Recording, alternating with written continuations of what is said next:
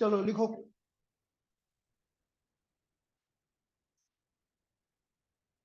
Suppose a girl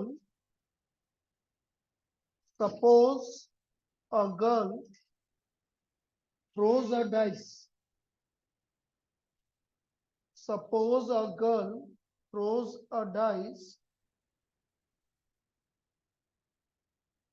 If she gets 5 or 6,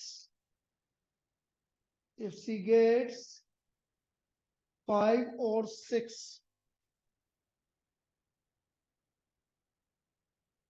she tosses a coin. She tosses a coin 3 times. She tosses a coin 3 times and notes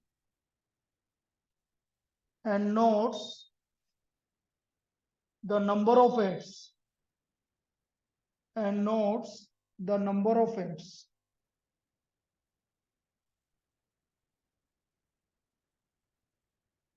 If she gets 1, 2, 3, or 4, if she gets 1, 2, 3, or 4,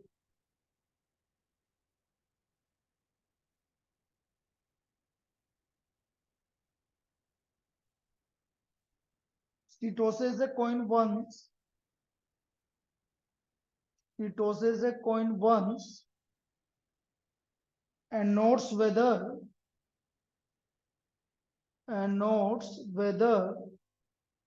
head or tail is obtained. And notes whether head or tail is obtained. If she obtained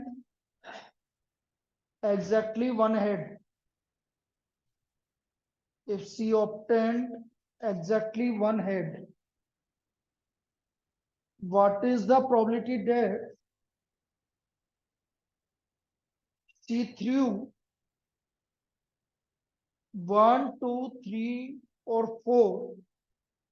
She threw 1, 2, 3, or 4 with a dice. She threw 1, 2, 3, or 4 with a dice.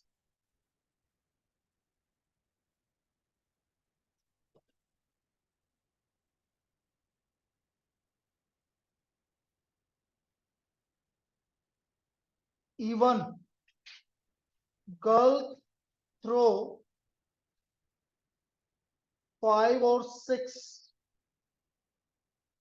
with a dice. Girl throw 5 or 6 with a dice. E2. Girl throw 1, 2, 3, 4 with a dice. A. Exactly one head.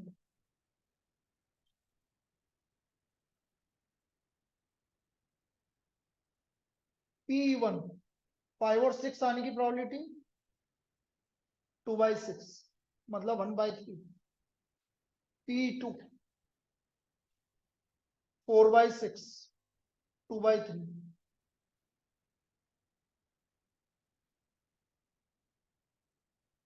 PA/E1 यदि आपका 5 और 6 आ रहा है तो आप coin को कितनी बार toss कर रहे हो? 3 बार. सभी बताएंगे बेटा 3 बार टॉस करने पे कितने हेड आएंगे? कितने केसेस आएंगे टोटल? 8 केस. 2 की पावर 3. अब 8 केस में एग्जैक्टली 1 हेड ऐसे आता है. Head tail tail tail head tail tail tail head. कितनी बार आ रहा है? 3 बार. तो PA/E1 आ गया आपका 3/8. PA/E2 1/2. एक ही बार टॉस कर रहे हो तो 1/2 को आप क्या लिख दोगे? 4/8. अब मुझे निकालना है E2 की प्रोबेबिलिटी, जबकि हमें गिवन है कि हेड आ रहा है. तो बेस थ्योरम बन गई. P2/A. बेटा इवनिंग में आज आपकी क्लास रहेगी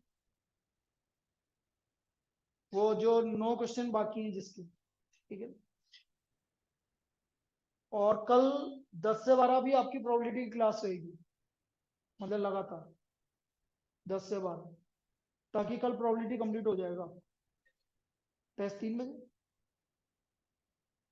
ताकि जिसका पहली बार प्रोबेबिलिटी पढ़ रहे हैं वो प्रोबेबिलिटी कंप्लीट हो जाए। P1 P2 multiplied by PA/E2, P1 multiplied by PA/E1 plus P2 multiplied by PA/E2।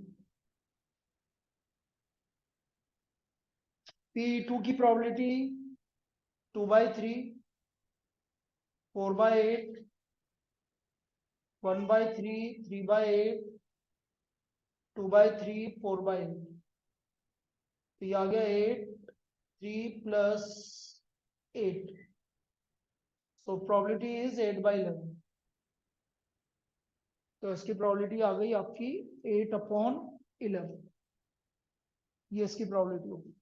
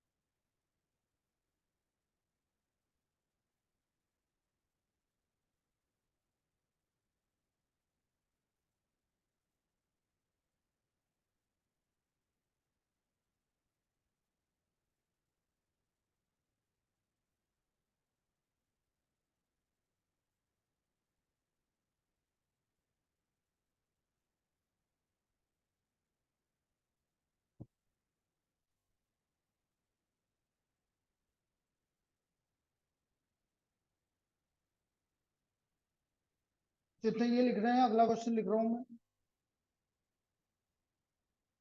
Two groups are competing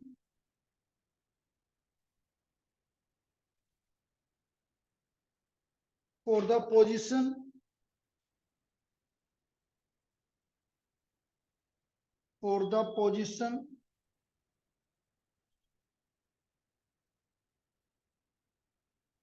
on the board of director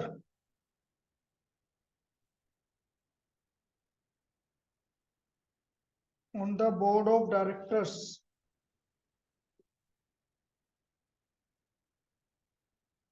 of a corporation.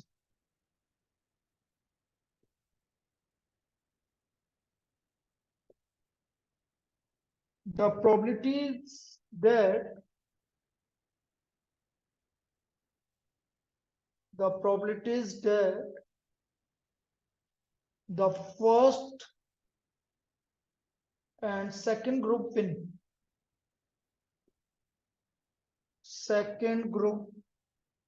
will win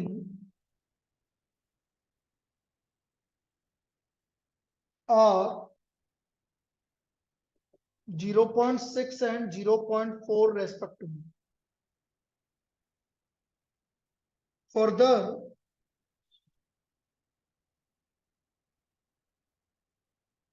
if the first group win,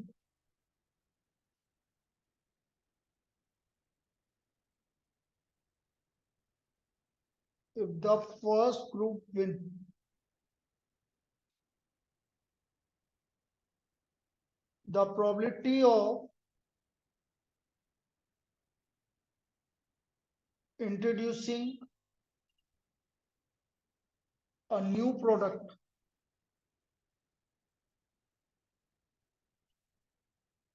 is 0.7, and corresponding probability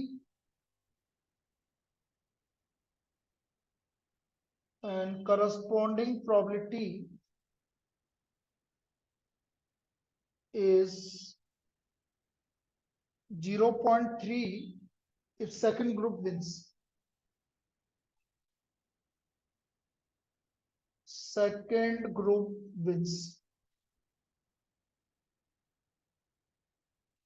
Find the probability that new product introduced by the second group. Introduced by the second group.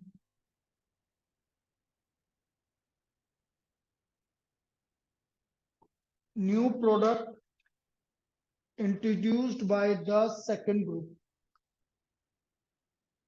ये निकालो, लिखो और करो, easy है. E1 first group wins, E2 second group wins, और A new product.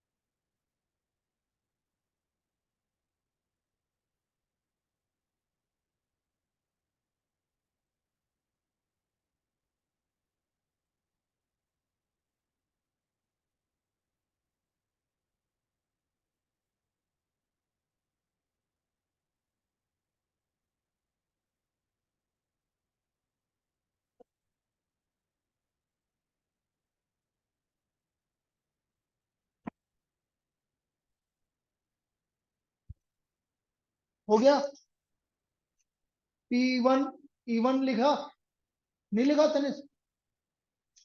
पूरा question हो गया तो करो उसको, उसमें तो कुछ भी नहीं है भाई. ऐसा आएगा, P1 है आपका 0.6, P2 0.4, PA/E1 0.7 और PA/E2 0.3, और मुझे निकालना है PE2/A. तो बेस थ्योरम हो गया क्योंकि E2/A है. तो P1 multiplied by P A by E1 plus P2 और multiplied by P A by E2 और ऊपर हो गया P2 multiplied by P A by E2। तो 0.4 मल्टीप्लाइड बाय 0.3, 0.6 इंटू 0.7, 0.4 इंटू 0.3, तो 0.12, 0.42 और 0.12, तो 12/54, 6 2/9, तो इसकी प्रोबेबिलिटी आ गई 2/9।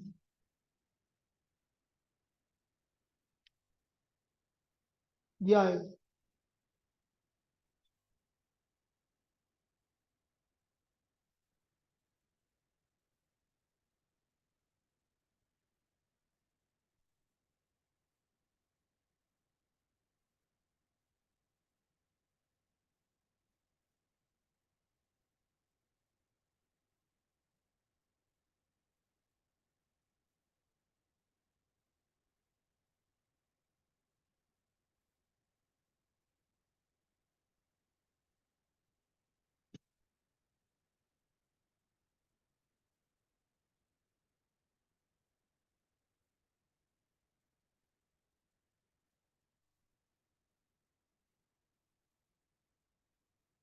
बोले अगला। Excuse me sir. बोलो। सर मुझे टोटल लॉज ऑफ प्रोबेबिलिटी और बेस थ्योरम में मतलब वो हो रहा है, समझ नहीं आ रहा कब कौन सा फॉर्मूला लगता है। यदि आपका E1 क्या माना आपने, जैसे इसमें होता कि E1 है आपका फर्स्ट ग्रुप विन, E2 है सेकंड ग्रुप विन, और ए क्या माना आपने, लॉन्चिंग ऑफ न्यू प्रोडक्ट। यदि आपका लॉन्चिंग ऑफ न्यू प्रोडक्ट की प्रोबेबिलिटी पूछी जाती है तो फिर वो लॉ ऑफ टोटल प्रोबेबिलिटी के लिए, मतलब एक ही प्रोबेबिलिटी पूछी जाए, जो कॉमन इवेंट है उसकी प्रोबेबिलिटी पूछी जाए तो वो कहलाएगा आपका law of total product, law of total probability. और आपको ये गिवन है कि भाई ए तो हमें पता है और हमें E1 E2 E3 जो भी आ रहा है उसकी प्रोबेबिलिटी निकालनी है, तो फिर वो बेस थ्योरम हो जाएगी। तो समझ में आया मैंने जो बोला। Yes sir. अभी देखो अगली वाली प्रॉब्लम में और वो देखेंगे कैसे करेंगे। लिखो। A man is known to speak truth. A man is known to speak truth 4 out of 7 times. A man is known to speak truth 4 out of 7 times. He throws a dice and reports that he throws a dice and reports that it is a 3. He throws a dice and reports that it is a 3. Find the probability that it is actually a 3. Find the probability that it is actually a 3.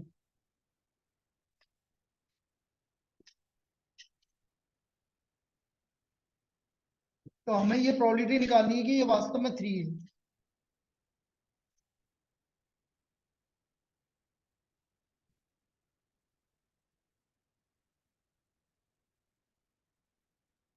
अब देखो क्या है कि सबसे पहला काम उसने क्या किया, पहले सच बोल रहा है कि पहले डाइस थ्रो कर रहा है, पहले डाइस थ्रो कर रहा है। पहले सच नहीं बोल रहा, सच बोलने पर डाइस थोड़ी थ्रो कर रहा है। डाइस थ्रो करने के बाद वो रिपोर्ट कर रहा है, तो वो सच बोल रहा है वो झूठ बोल रहा है, उसको डिसाइड करना है। तो E1 क्या आया, number 3। Man gets number 3 on a dice,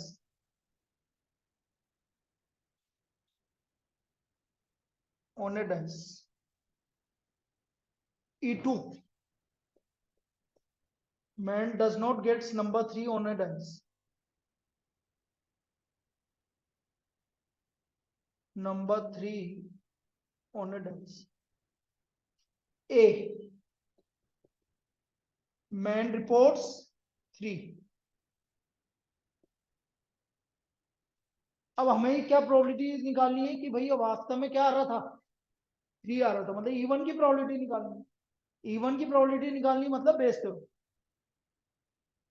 ठीक है। तो P E1 नंबर 3 आने की प्रोबेबिलिटी 1/6, P2 5/6, PA/E1 कितना 4/7। क्यों भाई, उसने रिपोर्ट्स किया है कि नंबर 3 आ रहा है और वास्तव में नंबर 3 आ रहा था, इसका मतलब वो सच बोल रहे। भाई मैंने तुमसे बोला कि भाई ऐसा होता है और वैसा ही होता है, तो मतलब मैं सच बोल रहा हूँ। तो उसने नंबर रिपोर्ट किया 3 आ रहा और वास्तव में 3 आ रहा था, तो इसका मतलब वो सच बोल रहे। PA/E2 3/7 झूठ बोल रहा है। मतलब मैं रिपोर्ट, मतलब नंबर 3 नहीं आ रहा तो भी बोल रहा है कि नंबर 3 आ रहा है, तो मतलब वो झूठ बोल रहा है। अब मुझे निकालना है कि वास्तव में वो नंबर 3 आ रहा था, तो P1 multiplied by PA/E1, P2 multiplied by PA/E2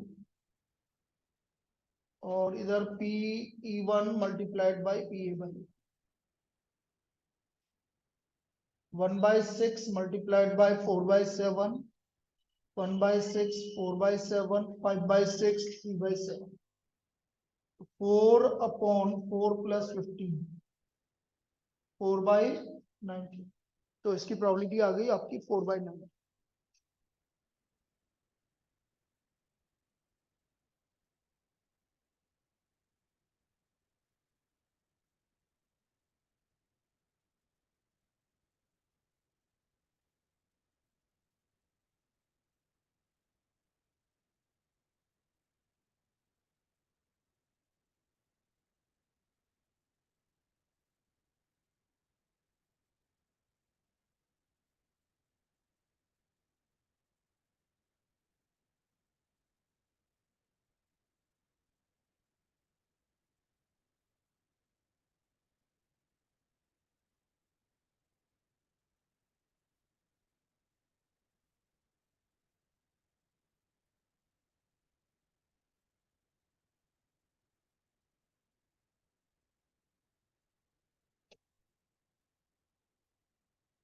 next, a card from a pack of 52 cards. A card from a pack of 52 cards is lost. Is lost.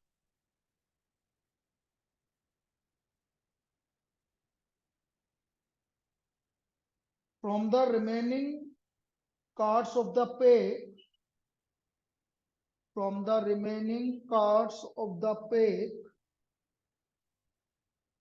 2 cards are drawn. 2 cards are drawn and are found to be both diamond. And are found to be both diamond.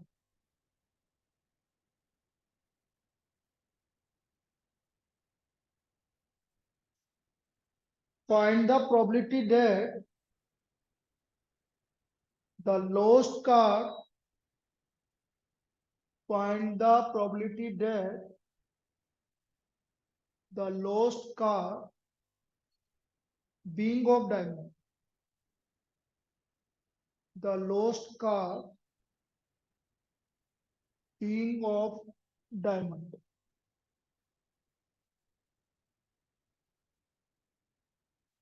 तो हमें ये probability निकालनी है कि जो आपका lost card है वो भी डायमंड का है, the lost card being of diamond.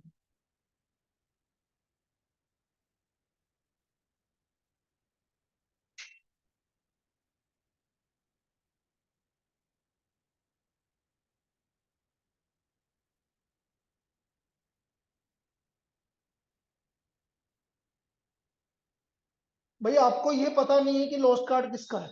भाई एक कार्ड मिसिंग है, तो वो कार्ड मिसिंग है आपका हार्ट का भी हो सकता है, डायमंड का भी हो सकता है, स्पेड का भी हो सकता है, क्लब का भी हो सकता है। तो heart card is missing.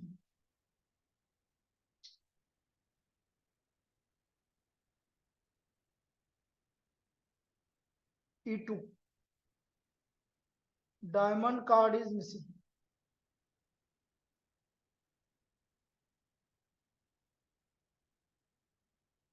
E3,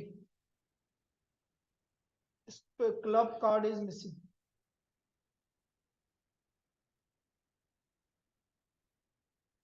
और E4, spade card is missing.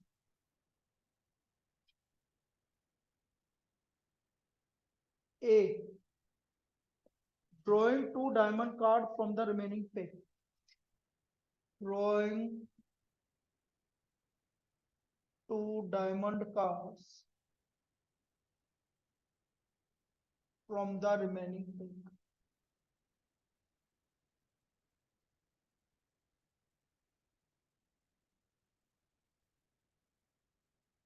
P1,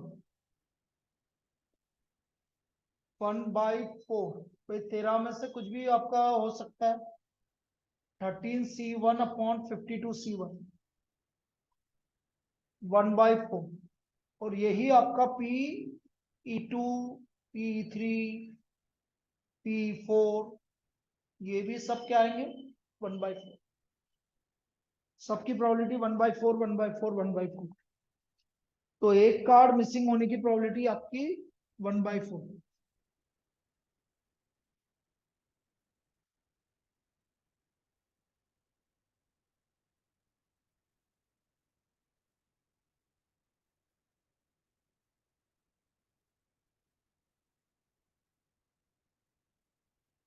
PA/E1, E1 का मतलब मिसिंग किसका है, हार्ट। तो हार्ट के कितने बचे 12, तो डायमंड के कितने बचे 13 ही। तो 13C2/51C2। भाई टोटल एक कार्ड मिसिंग था इसलिए 51 बचा। तो 13C2/51C2,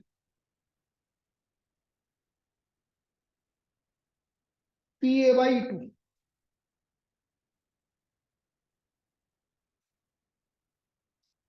12C2/51C2, 12C2/51C2, PA/E3, 12C2/51C2। नहीं, 13C2/51C2। क्यों? क्योंकि मिसिंग किसका है, स्पेड का है। उधर बस 12C2 किस में आएगा, A/E2 में। इसलिए आएगा क्योंकि वहां पर आपके रिमेनिंग कार्ड 12 बचे, इसलिए 12 में से 2 निकालोगे, बाकी में सब क्या आएंगे 13C2/51C2। और मुझे निकालना है P1/A और E2/A। P2/A, P1 multiplied by PA/E1, P2 multiplied by PA/E2 plus P3 multiplied by PA/E3 और plus P4 multiplied by PA/E4 और ऊपर आएगा PE2 मल्टीप्लाइड बाय PA/E2। अब भाई यदि आपकी ये लॉ ऑफ टोटल प्रोबेबिलिटी बनाना होता, सुन लेना, यदि लॉ ऑफ टोटल प्रोबेबिलिटी का क्वेश्चन आता तो वो यूं पूछता, one card is missing, find the probability that 2 diamond card are drawn from the missing card remaining पे। मतलब इसकी प्रोबेबिलिटी पूछी जाती तो लॉ ऑफ टोटल प्रोबेबिलिटी। लेकिन हमें पता है कि आपका लोस्ट कार्ड किसका है? डायमंड का है। और हमें दोनों कार्ड किसके निकालना है? डायमंड के निकालने हैं। इसका मतलब ये बेस थ्योरम है। अब इसमें वैल्यू रख दो। P2 हो गया 1/4 into 12C2 upon 51C2। 1/4 into 12C2 51C2 1/4 into 13C2 upon 51C2 1/4 into 13C2 upon 51C2 1/4 into 13C2 upon 51C2। तो ये आ गया 12C2 12C2 13C2 12 13C2 12C2 13C2 plus 13C। 12C2 की वैल्यू 66। 12 इंटू 11, हाँ 66। 13C2 की value 78। 8। तो 78 plus 66 plus 78 plus 78, तो ये आ गया 66 upon 66 300। Upon 300। So what is the probability? 11/50। ये इसकी प्रोबेबिलिटी है 11/50। चलिए लिख लीजिए इसको। Excuse me sir.